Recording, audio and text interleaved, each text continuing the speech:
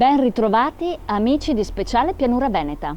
Oggi ci troviamo ad Ostiglia, antica cittadina sorta nel 189 a.C. ad opera dei Romani, del console Quinto Curio Ostilio. Andremo a scoprire oggi le bellezze del paese in compagnia di Mauro e Maurizio.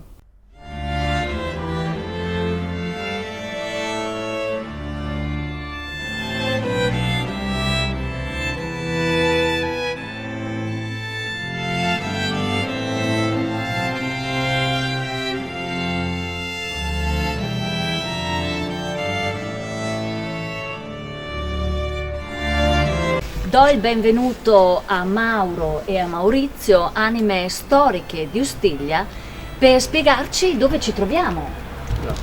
Beh, noi ci troviamo in via Borgo Angeli. La caratteristica di via Borgo Angeli, unitamente a via Naviglio, è che nasce in funzione della fossa. La fossa è un corso artificiale scavato probabilmente nel Medioevo che univa le valli di Ostiglia con il centro storico. Mi dicevi che questa via ha una caratteristica edilizia unica nel suo genere. Sì, sono queste casette proprio, sono casette per ceti molto umili che hanno un piano superiore che è destinato alla camera da letto, molto basso, a fatica raggiunge 2 metri. Dalla parte che guarda la fossa, che era di là un tempo, c'era poi una piccola aia dove generalmente veniva tenuta un'imbarcazione. Questa abitazione è unica nel suo genere perché le inferriate sono in legno ancora. Sono ancora in legno. Questo è il lato della casa che abbiamo descritto ed è il lato fossa, perché è qui dove era interessato il passaggio della fossa. Una cosa interessante è la quota, vista da questa parte, di quelle porticine lì, che sembrano piccole ma per un motivo specifico, perché oggi ci siamo rialzati col sedime stradale.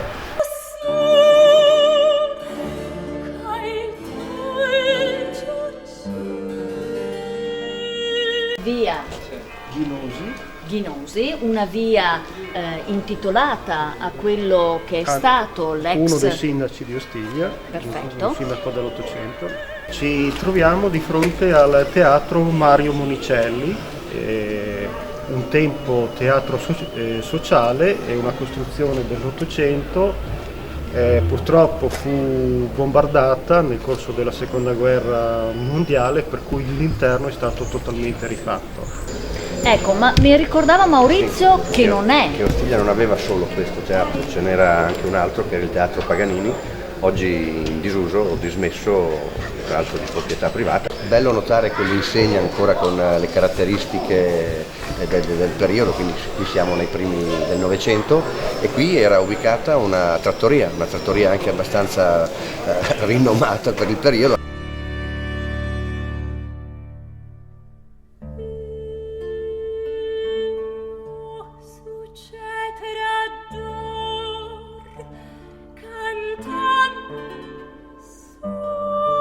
Mauro, questo è un bellissimo esempio di stile Liberty ad Ostiglia. Purtroppo pochissimo è conosciuto, comunque si chiama Passaggio Cappadoro ed era integrato in un albergo, e abbiamo anche il nome del suo realizzatore, che è Ettore Pongiluzzi, del 1912.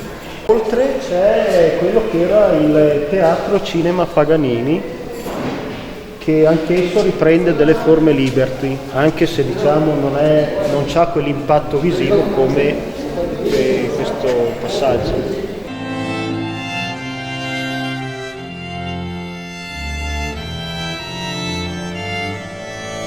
Nel cuore di Ostiglia, la piazza Cornelio Nepote, qui abbiamo un bellissimo monumento. Piazza Cornelio Nepote nasce nella prima metà dell'Ottocento, in quanto appunto viene edificato il comune di Ostiglia, quello che vedete di fronte, nel 1833. Quindi si procede ad un abbattimento di alcune costruzioni che si trovavano in sito e poi dopo l'unità d'Italia si erige il monumento a Cornelio Nepote. Cornelio Nepote è uno storico romano vissuto probabilmente tra il 100 e il 30 a.C., del quale sappiamo molto poco comunque, e che si ritiene nato a Ostiglia, ma la cosa è molto incerta. Maurizio, non è la sola piazza di Ostiglia. No, ne abbiamo un'altra che è Piazza Garibaldi, quindi quella è posta qui a 150-200 metri di fronte al sagrato della chiesa. Ci spostiamo ora all'interno del comune di Ostiglia.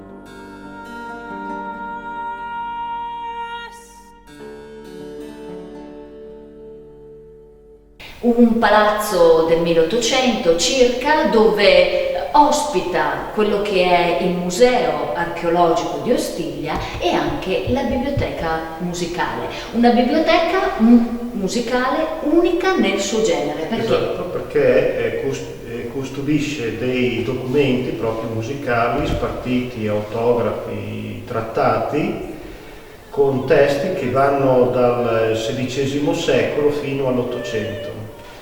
Ed è meta di molti studiosi anche provenienti dall'estero. Maurizio, ricordiamo un importante appuntamento in Ostiglia. Sì. Elvira, chi era Elvira? Elvira era una signora che abitava in Borgo Naviglio, e una cosa particolare delle donne specialmente che abitavano in Borgo Naviglio era quella di lavorare il carice. Il carice è un'erba palustre che veniva raccolta e seccata sulle aie. Quindi l'abilità di un tempo di sfruttare la natura anche in senso economico.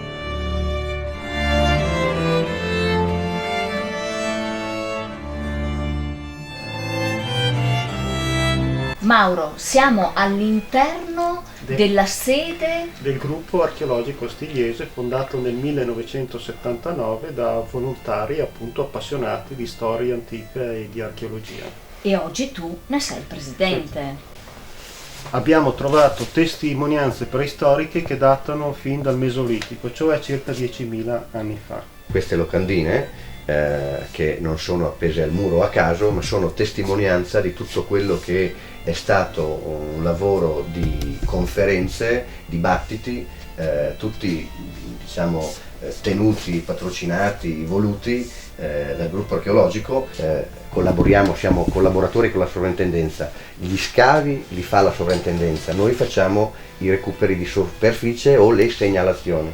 Abbiamo messo assieme una mappa archeologica che, questo ci viene detto dalla sovrintendenza, siamo fra i primi comuni in Italia ad avere una mappa così dettagliata. Adesso fra i tantissimi materiali che abbiamo questo pezzo, è un'anfora romana che è stata rinvenuta proprio nel Po di Ostiglia e che presenta un marchio, in questo caso dovrebbe essere Cossira.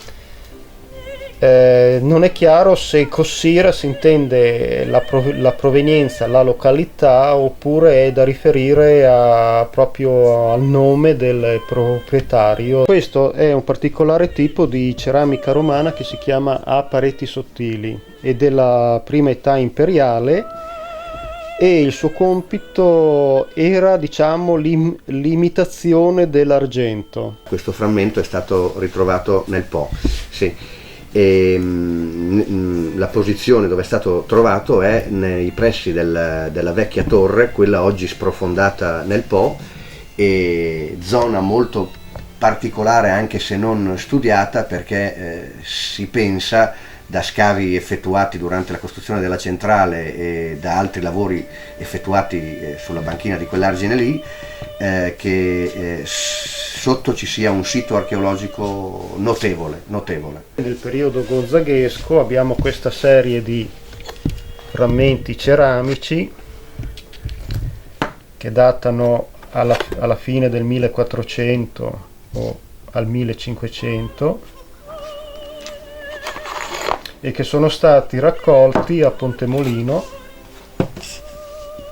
Ecco, un motivo tipico per esempio di questa ceramica rinascimentale sono questi volti. Dunque, tra le attività del gruppo archeologico Ostigliese rientra anche la partecipazione a manifestazioni, diciamo, in costume romano. Un nutrito gruppo di partecipanti è presente ai Natali di Roma, una paleoveneta però già in età romana. Il modello è stato realizzato proprio sulla base di bassorilievi e di un bronzetto. Questo è un altro magazzino del gruppo archeologico Ostigliese in cui appunto è conservata una miriade di materiali e possiamo dire senza vantarci che noi abbiamo la più ricca collezione di materiali archeologici del Basso Mantovano. Volevo farvi notare che qui ogni cassetta è descritta e dettagliata. Ecco, fra i tantissimi reperti già meritevoli di esposizione di per sé stessi c'è questo pugnaletto di selce che probabilmente proviene da una sepoltura ed è datato all'età del rame, cioè siamo intorno al 2000 a.C. circa.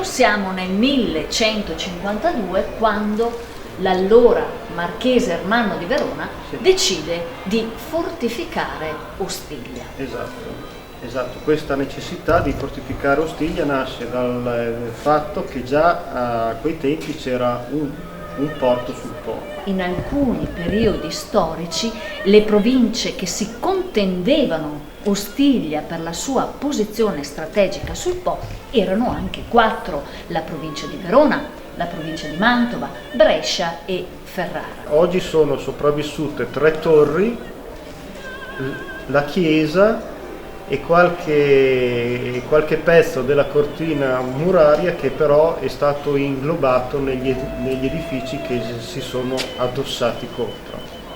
Mauro, noi siamo all'interno di quella che è una delle 3 torri, la torre dell'orologio, detta così appunto perché c'era installato e c'è tuttora l'orologio pubblico.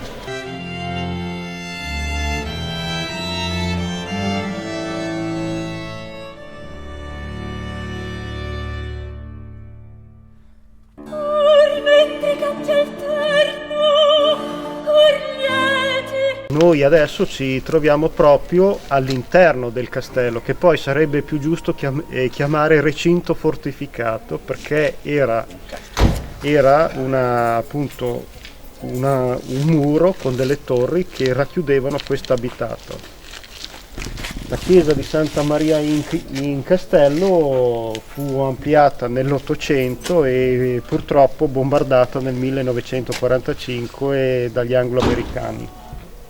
Si è per fortuna salvata la torre campanaria, che aveva anche funzioni di torre di avvistamento del castello, che ha una parte inferiore databile al XIII secolo ed una parte superiore del XVII. Maurizio, qui ci troviamo di fronte ai resti della terza torre. La terza torre del castello, chiamata Detta la torre delle prigioni. la torre delle prigioni. Questo è l'argine maestro che una volta attraversato abbiamo subito dall'altra parte il Po, perché proprio Ostiglia è paese rivierasco nel vero senso della parola.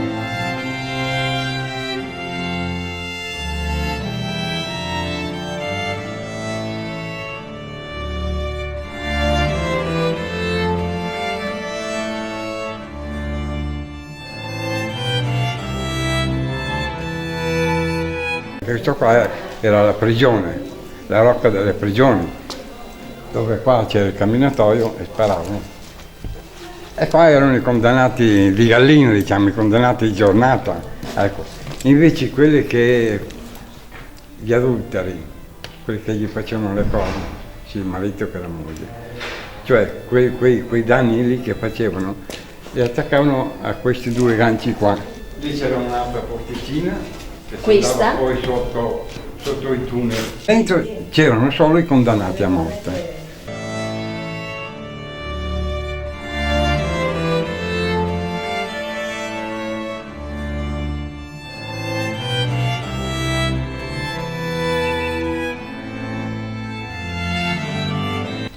Mauro, ci troviamo all'interno della torre dell'orologio, pochi passi e troviamo... Questo palo è curioso, ma è, come si dice in dialetto mantovano, una lucia, cioè un palo appuntito che serviva di rinforzo alla sponda del fiume Tartaro su cui insisteva la rocca di Ponte Molino. Sì, è un affresco, dovrebbe essere del XVII secolo, è una mano proprio dilettante ed è emerso nel corso degli ultimi restauri effettuati alla torre nel 2005-2006. Questi sono cippi di confine tra Ostiglia, che apparteneva a Maria Teresa d'Austria, e la Repubblica Veneta. E sono datati, c'è la data, su esempio qui c'è 1783, 1753. E qui era dove le guardie si spostavano tra una torre e l'altra. Qui siamo all'interno della torre campanaria, una delle 3 torri ancora rimaste dell'antico castello. E qui abbiamo una splendida miniatura e ricostruzione di quello che era il castello un tempo. E rispecchia, diciamo, quelle che sono le conoscenze che noi abbiamo chiesto. Quindi è una ricostruzione fedele di com'era un tempo il castello. E dobbiamo dire che all'interno si sviluppava l'abitato di Ostiglia. Dunque, noi praticamente siamo entrati qua. Questa è la torre dell'orologio.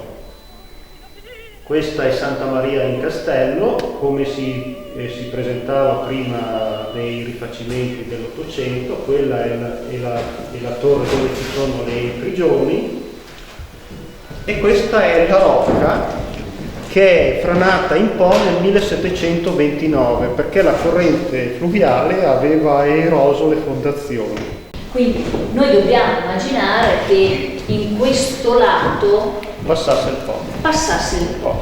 C'è un'altra cosa da dire, che poi Ostiglia custodiva, diciamo, l'ingresso per la Germania, perché da Ostiglia passava la via per Verona, nota come Claudio Augusta. Un pezzo molto singolare perché è una balestra pallottaia. Cos'è una balestra pallottaia? Diciamo, più che altro è una fionda gigante che ha la forma di una balestra, che usavano le dame del tempo per lanciare proiettili di terracotta agli uccellini praticamente. Quindi era un gioco.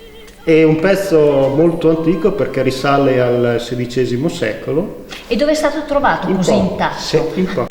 Mauro, ci troviamo all'interno della torre dell'orologio, nella parte più alta. Qui vediamo la struttura meccanica dell'orologio, un orologio che risale a che epoca?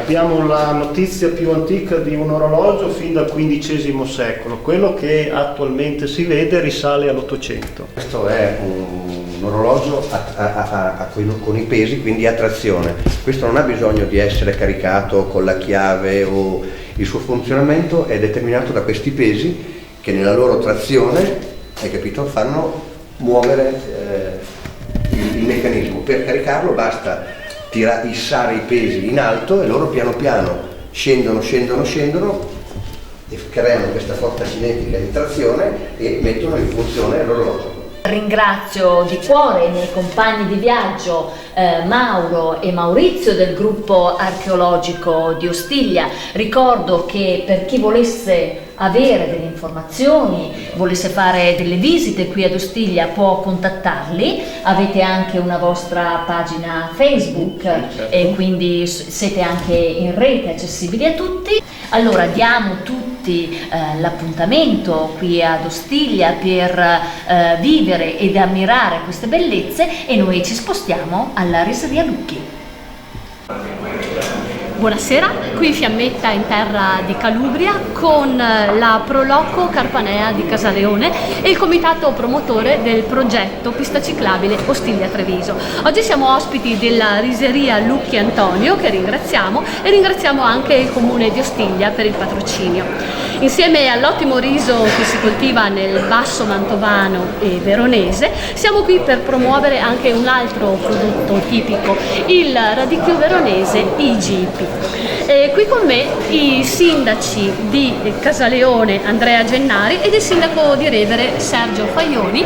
Abbiamo pensato di gemellarci un po' anche nella cultura. Proviamo con qualcosa di culturalmente un po' più profondo, però sempre divertente e piacevole.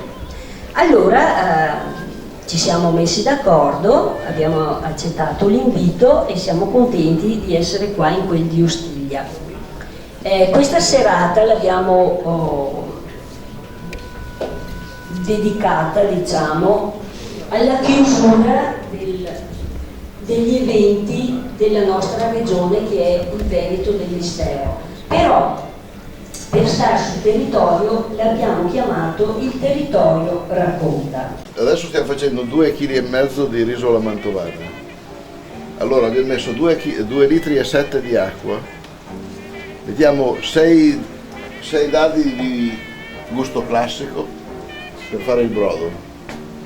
Quando l'acqua bolle buttiamo il riso, 2,5 kg, e lo facciamo bollire fin quando rimane senza acqua, senza toccare il riso.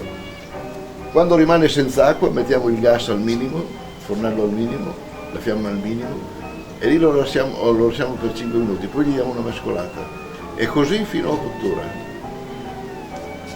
Quando il riso è cotto, in un altro tagliame facciamo 2,5 kg di testa sal, o pesto di maiale, questo. Codiamo il riso con del buon grana padano.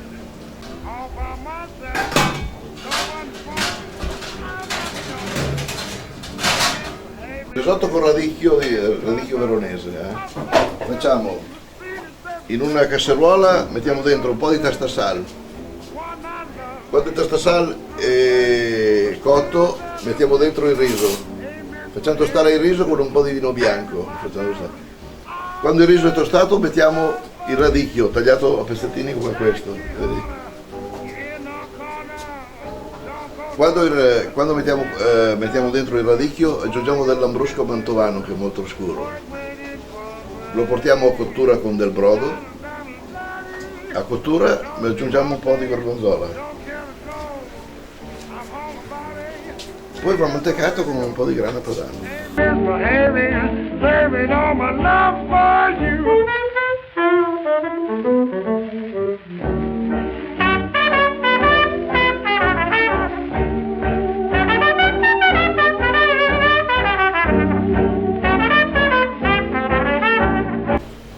Buonasera, sono il figlio di Antonio.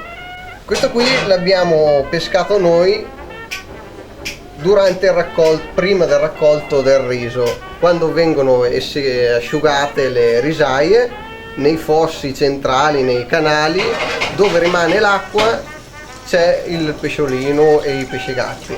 Noi con le guade l'abbiamo raccolto, pulito e lo serviamo nel nostro ristorante.